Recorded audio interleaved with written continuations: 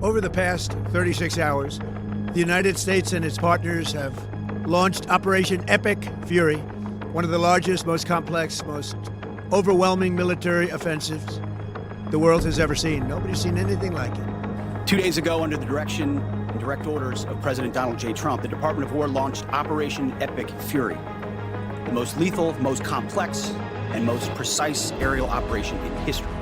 As I record this video, Iran's Supreme Leader Ayatollah Ali Khamenei has been killed in Tehran on February 28, as the United States and Israel launched a series of military strikes on Iran, targeting military and political leadership. At the same time, Iran launched missiles and drones attacks on US military bases, Israel and other Gulf nations like Kuwait, Saudi Arabia, Bahrain and the UAE as retaliation. The United States and Israel has launched a dramatic airstrike campaign targeting Iran, and Iran has responded with fire across the wider Middle East, including attacks on Israel. We've also seen Iran launch assaults on Qatar, Kuwait, Saudi Arabia, Bahrain, and even the United Arab Emirates, where I am now. Within a few days, on 8th March, his son Mojtaba Khamenei has been announced as a new Supreme Leader of Iran.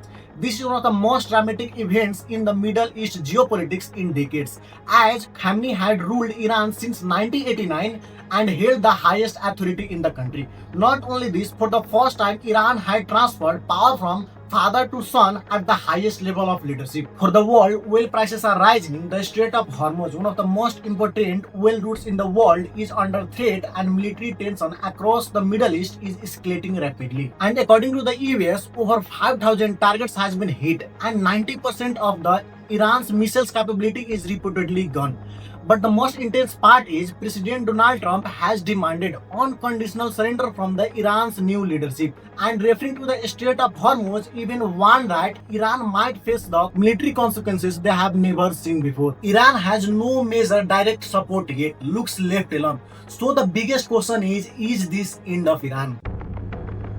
In the history, leadership decapitations causes governments to fall. It is because conflict for the power arises and the enemy country favors the protesting parties and other powerful people of the country. We have so many examples: military taking nations, guerrilla fighter or revolting parties. In case of Iran, Islamic Revolutionary Guard Corps (IRGC) is the most powerful military and political organization in Iran. It operates independently and directly reports to Supreme Leader. With the announcement of Mojtaba Khamenei as a Supreme Leader, Iran's all-powerful institutions, including IRGC, quickly pledged loyalty to him. In a situation where Donald Trump is saying "Make Iran Great Again" and many Iranians are already on the street shouting "Death to Mojtaba," regime survival highly depends upon IRGC. If military stops supporting him, the regime will fall from inside, which looks very unlikely as of now. In fact, as per some analysts, if the military elites remain united during the war, it will not only keep the Iran stable during the war, but it will make it more centralized and could strengthen the regime internally.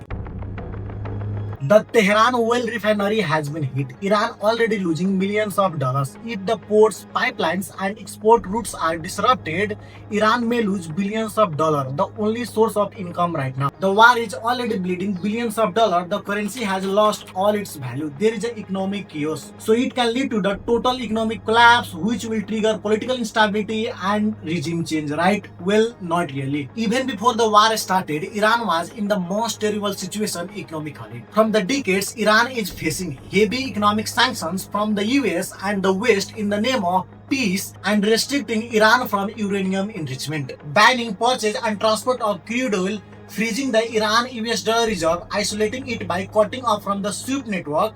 Not only this, even imposing penalties on the companies which were doing trade in or with Iran. This became even worse in 2018 when US withdrew from nuclear deal known as Joint Comprehensive Plan of Action.